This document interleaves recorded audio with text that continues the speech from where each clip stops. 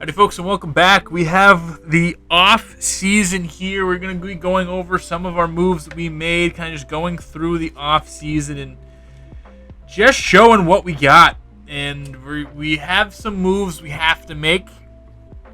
I think if we look again, our budget, I was relayed, we're still at 130 we have to keep at.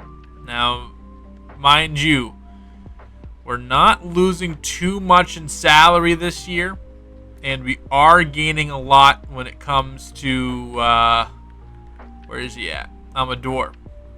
So we're going to have to shed some guys. We're going to have to make some moves. We're going to have to make some decisions. I don't think there's going to be too much external improvement. We're going to need guys to step up. We're going to need guys like Nolan Gorman, who has an 8-year contract with us. To prove it, to have a year like last year. You're going to need, guys like Ezekiel Tovar. I know he got hurt, but you can't be running out there with a 7.23 OPS being paid $15 million a year. We're going to need everyone to step up. Guys like Tommy Domine. I know he's young. I know we're giving him a leash, but he has to get going at some point. But yeah, let's just go over this offseason, kind of see what's going on. But again, moves to make. So here's what the first round looked like in terms of the playoffs so far in the American League. Kansas City beat Texas, and they'll be facing off against Houston. And Baltimore dropped their series to Cleveland. Cleveland will move on to place Minnesota. So again, Baltimore, interesting team. They are potentially losing Jackson Holiday. So that's just interesting. National League side, obviously we lost to Arizona. San Diego, they beat Chicago, so we have two NL West teams in it right now. Also to note, the Yard Goats, AA champions. Nope, they lost. Oh, fuck, I can't read. Oh, man. All right, so we head to the championship round. Pittsburgh and Philadelphia, Houston and Cleveland. Minnesota gets out, so we're going to have, definitely a new World Series champion this year after we lost, but we're going to have two new representatives in the World Series this year. Houston and Cleveland battling it out. Cleveland the 6 seed, Houston the 1 seed. And then Pittsburgh, just one of the best teams all season. In Philadelphia, they beat our National League West foes. So kind of nice to know that they aren't going to be in it. So that's fun. All right, in the World Series is going to be Cleveland, Philadelphia. Should be very, very fun. Philadelphia beat Pittsburgh 4-1 pretty easily. Cleveland beat Houston in a tight 7-game series. So Cleveland, Philadelphia for all the marbles. Here we are in Philadelphia. Game 7. Cleveland looking for their first World Series champion in God knows how long. Philadelphia trying to win another one. I believe they won over Baltimore a couple of years ago. And they have 2 outs now. Runner on third base, trying to tie this thing up. And Bryce Harper, the man they gave $300+ million to get him to this point. Emmanuel Clase versus Bryce Harper, one of the best at-bats we'll see all season long, and they're saving it for the very end. Roped but fouled. This was us last year sweeping the Twins. Can the Guardians beat the Phillies? And they will. Emmanuel Clase, one of the best in the game, one of the best to ever do it, gets to strike out against Bryce Harper and the Guardians. After years and years and years, decades and decades, are your 2029 World Series champion. They won out. They got pieces. Adley Rutschman, a big acquisition for them, and they've supplemented their already young talent, now older talent, added when they needed to, and now they are World Series champions. Cleveland, this is for you. A big, big, big victory for the Guardians. Jarren Duran coming over in free agency. You had Adley Rutschman, the big fish, a couple of seasons ago. Obviously, they had some studs on their roster as is. I wonder if Jose Ramirez gets an honorary ring here. I'd give him one. And the Guardians in 2029 hoisting the trophy in Philadelphia in a fantastic 7-game series. Third time Guardians are World Series champions. And like I said before, we'll be here again. As always, we're going to start with some retirees, and here are some guys that are hanging them up after the 2029 season. Again, an interesting season. I haven't seen any two big names so far. But really are keeping a lot of the talent in the league. Jacob deGrom is one of the big ones here. 137 wins. This is a guy who won multiple Cy Youngs, a World Series champion with the Texas Rangers after leaving the New York Mets. Kind of toiled around for a couple of years here, but definitely a Hall of Famer in my book. 51 career WAR, 3 Cy Youngs, a Rookie of the Year, and a bevy of All-Star appearances, again, to go with that World Series ring. Jacob deGrom, one of the best to ever do it. And these numbers would look even better if he didn't have years like 2023, years like 2022, years like 2021. Really 3 straight years where he was hurt after being dominant. Again, one of the best we'll ever see. Some more players who are retiring. Tony Kemp's a guy who is going, and guys who did not get last year a chance. Andrew Benintendi, World Series champion. Old friend Chris Bryant returns after we DFA'd him. No one gave him a chance. No one gave him a look, and this is kind of how his career ends out. A big what if. I mean, just one of those very, very weird careers where it seemed like it was so on the fast track and just got to Colorado and just couldn't figure it out. An MVP, a Rookie of the Year, World Series champion, multiple-time All-Stars. Congratulations to Chris Bryant. And I wouldn't call his career a failure at all. Kyle Datris, a guy that we had in our minor leagues for a while, never made it to the major leagues, however. And just some more. Elias Diaz, old friend alert, after 2025, kind of struggled to find a team for a few years and always had that All-Star MVP. We'll always remember that.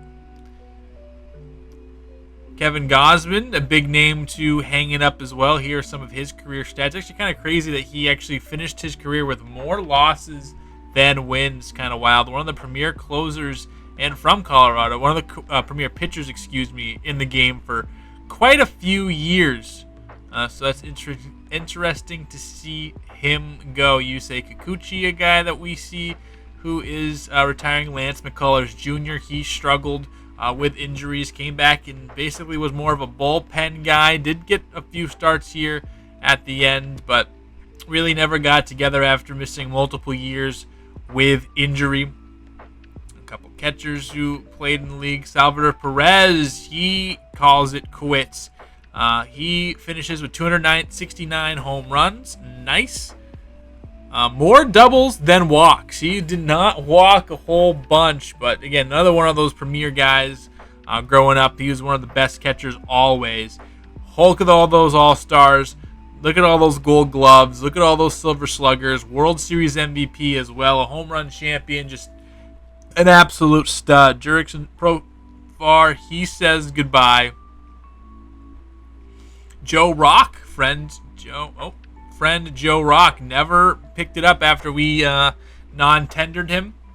But there you go, Joe Rock, he is gone as well. Marcus Semien is riding off into the sunset, over 300 home runs. He's probably a Hall of Famer just because of the power output that he had as a second baseman. Just, you don't see it. Raimel Tapia, friend of the Colorado Rockies, came up with the Rockies and had his best seasons with Colorado. He is gone as well. Blake Trinan, Gio Urshela, a couple of major leaguers for a good amount of time. And that is going to do it with retirements. So as it stands now, with the new contracts coming in, signing nobody keeps us at $129 million in team salaries. We are told we have to keep it still at 130. We cannot go over. If you look at our team, before we get into anything, right now we basically have everyone just on lock. I mean, we can run this back and be fine. Again, we have basically everyone is back. I don't think we have, if we look at our exclusive free agents, Garrett Crochet is the only player that we are losing that we have to lose. Let's just go over the roster. Starting pitcher. I will say this. There are going to be some veterans that are going to be moved. I do want to add some flexibility, add some money flexibility, because there are guys that we're going to be losing soon that we need to address. And there are going to be some guys that have been here for a while that we are probably going to move on from. Overall, let's go position by position. Obviously, starting pitchers, extremely great. In as good of a spot as they can. All of our guys are up. We still have more guys knocking on the doorsteps. Rafael Parra and Marco Garcia especially. And then we have enough in our minor leagues. And actually, we're getting the first looks at our draft class that we brought in. And we have really revamped and added more to the starting pitchers, which actually got a little bit thin because everyone was in the major league. So we have restocked those shelves, and we're ready for another wave of extremely talented pitchers when we get to that point. Relief pitchers, we have everybody basically on staff. I don't think we're going to be adding too many relievers unless we want to go after a big fish that just happens to be there. But we got plenty of ammo. We got plenty of guys even while losing Crochet. Calderon safe. Catchers to be interesting. I don't know how much more Drew Romo we can do. I mean, obviously, he's an above-average player just with his defense being the way it is, but the bat just hasn't been. And we saw that offense kind of be our killer in the postseason. So maybe a guy like Josh Rubel we give a shot. Maybe a guy like Edgar Valdez we get a shot. Obviously, Mark Winchester is more of that that catcher bat that we want. But we'll see kind of how it goes. But we're going to really start looking at replacing guys pretty soon. First base is solid. Yanquiel Fernandez as the DH. Tommy Domine as our first baseman. We need a big year for him. But other than Lionel McGinnis, we don't really have that guy in waiting, Dale Amador at second base. He's not going anywhere. So second base, kind of just seeing what we got. We got some depth at third base. Emery Morales has been progressing quite nicely. And we have some other guys as well. Nolan Gorman, thinking about maybe making him the full-time DH, but then what does that do with Yanquiel Fernandez? We'll just have to wait and find out. Kilo Watson could be a trade piece for us. We have Howard Madrigal that we are very excited for, and we'll see where he lands on that prospect list after tearing up rookie ball. But we have a lot of depth here at shortstop, and a lot of depth that is knocking, and it might be closer to breaking out and being in the league. So we shall see there. Outfield, I think, is fine. It's set in stone. Should be fine. We have enough in the wings, but I would like a premier outfield prospect. We don't have one of those. So that's just kind of the state of our roster right now. Just to go over, here's where our staff is looking up. We got a new pitching coach, Michael Crump, and we got new farm director, Vance Wilson. But this is the rest of our coaching staff, just in case you forgot, just in case you need a reminder. These are the guys that we have as our staff. So there you go. As always, the first thing we do is go over our non-tenders, and here is who we are going to be releasing. Nick Fraze, Chris McMahon, Gunnar Hoglund, and Chi-Jung Liu. These guys were just more depth. We're going to get rid of these guys. This one, McMahon frees up a roster or a 40-man spot. But if after this phase, we're going to kind of reevaluate, see what we have in terms of if we need more depth. And if we do, we can go out and sign somebody. But these guys, I think we have some pretty good depth as it is. Michael Persecki also going to be on that list. Evan Justice is gone. Victor Vodnik is going to be gone. We have offered all contracts to all of our catchers. Jimmy Caballero is going to be gone. We just think he's way too far away. We just drafted a couple of first basemen. So he's just going to be out of here. signed all of our second basemen or offered them contracts. Jack Biggers we're not going to be bringing back, and Omar Almanzar we're not going to be back either. Almanzar kind of the same spot as Caballero. He's going to be expensive after being in our system for a couple of years. Just hasn't progressed really at all. Willie Joe Gary and Deshaun Knowles, and Cade Kern, Colin Barber, and Sam Mongelli are going to be kind of in that class like the starting pitchers were. Just if we need depth, we can go out and get depth. These guys were brought in here for depth, and that's just going to be it for our non-tenders.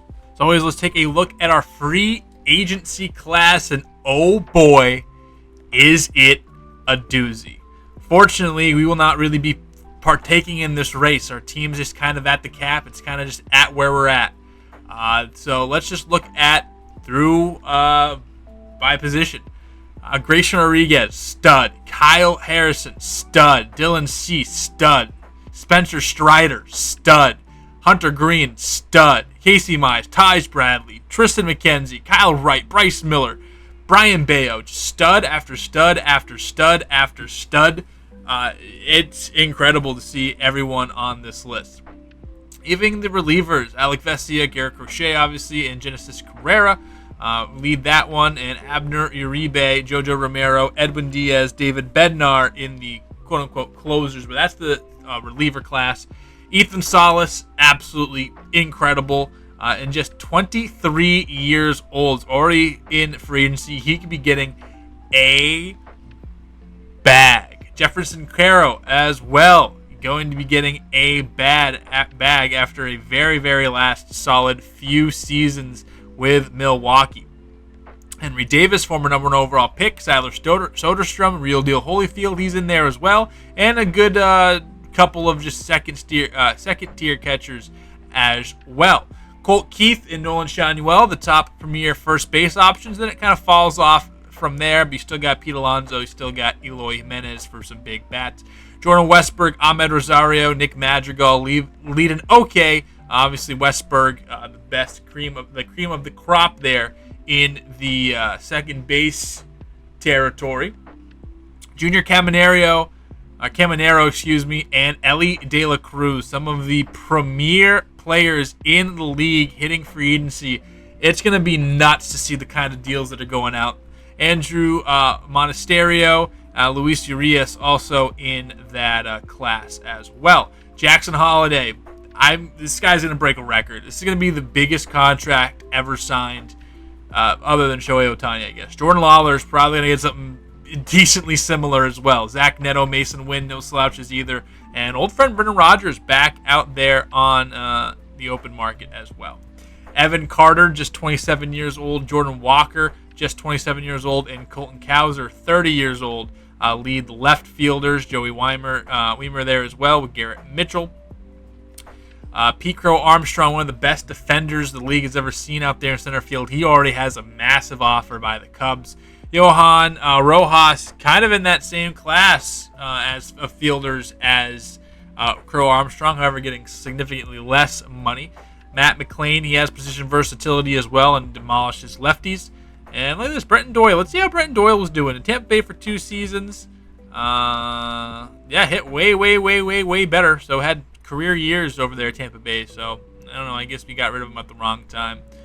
His WARs were 3 and 4.2, just because he's such a great defender. James Wood, this guy hits tanks. Sal Frelick, he's out there. Matt Wallner, he's out there. Just an absolute bevy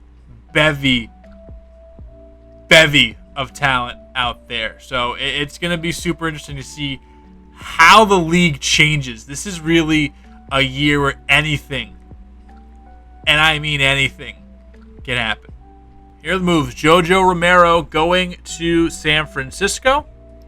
Jefferson Caro going to the defending champion Phillies. They get another big catcher. 7 years, $186 million. Abner Uribe to the desert. They're just stacking up on relievers. I mean, you saw how well they did against us. Kind of get to that one point of the game where you shut you down for inning after inning after inning, and they add another arm like that. Taj Bradley, he's going to the Mets on a big deal. Grayson Rodriguez to the Reds on a huge 6-year, $179 million contract. And there it is. Jackson Holliday, 10 years, $384 million to play shortstop for the Padres. They already have Marcelo Meyer, already have Ha-Seong Kim. They're gonna have to move this position players around a bit, but it just goes to show Padres love their shortstops, and the biggest fish on the market gets his big deal. All right, we're gonna get really creative with our trades. I think we have a lot of guys who are Rule 5 eligible that we kind of want to get rid of or don't have room for. So we're going to make some trades. First trade is Andre Palante. He's going to go. We don't want to pay him the arbitration. Appreciate his services last year, but didn't use him in the postseason at all. Didn't really use him on the stretch. We're getting him to the Guardians, who went to the World Series and won it. They're maybe adding to their bullpen. We're going to take Donovan Mullen, a 19-year-old center fielder from Australia. Very athletic, just kind of a low minors lottery ticket. We're going to make this move. Another trade we're making, Edgar Valdez is going to be sent over to Texas, and we're going to get Jose Corniel.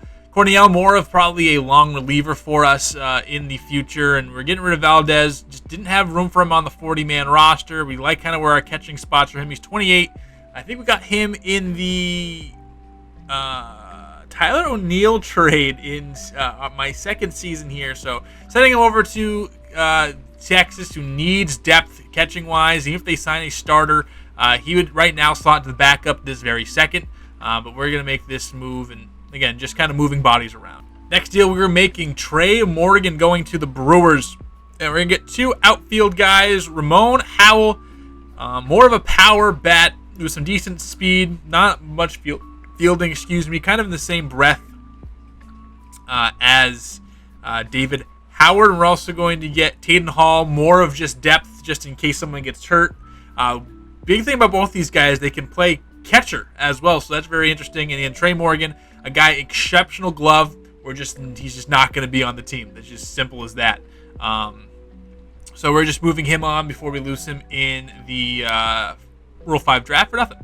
Evan Carter, huge contract, 6 years, $225 to go to the City of Angels.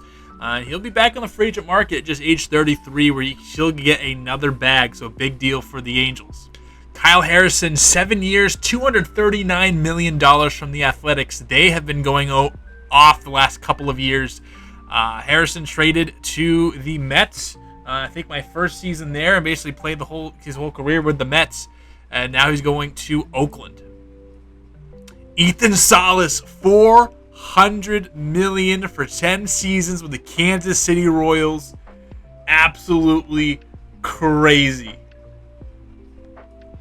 And then they get Spencer Strider. The Royals are going for it. 6 years, $154 million for Strider. That's a $550 million battery right there on the same day. Tyler Soderstrom, he is going to the Marlins, so they do pick up an ace but lose their starting catcher. Casey Mize to the Brewers, 3 years, $76 million. Actually not that bad for Casey Mize. Tristan McKenzie, he's going to Los Angeles as well, $17 million a year. Junior Caminero to the Astros, a big bopper from the Rays, is going to Houston, 7 years, $223 million, 32 a year. The money is already flying. Alex Vesia to the Kansas City Royals again, so they keep spending. Jordan Lawler, he fills the Jackson Holiday size hole with the Orioles. He goes 7 years, $250 million. We do not have to see Jordan Lawler anymore, at least in our division. Big get from the Orioles, who lost Gunnar Henderson, who lost Jackson Holiday, who lost Grayson Rodriguez, and who lost Adley Rutschman. They do go out and get Jordan Lawler. It'd be interesting to see the shape of that team. Ellie De La Cruz to Boston. 8 years, $303 million. He is a Boston Red Sox. I'm a little happy about that. Shout out Red Sox. After a down year, still gets an absolute bag. All right, let's check out some deals from the big fish left out there. James Wood getting lowballed a bit. Pete Crow Armstrong close to signing with the Orioles, it seems, with the Rays have a $365 million offer on the table for him. Dylan Cease, nothing. Colt Keith doing all right in the market. But here are some of the big names and what deals they are getting. I'm sure there's going to be a little bit of a lull after all those big horses just went. Probably going to see a lot more deals for those intermediate guys. And these guys might be signing, again, closer to the end of the year, if anything. Bryce Miller, one of the better free agents left on the market. He's going to Houston.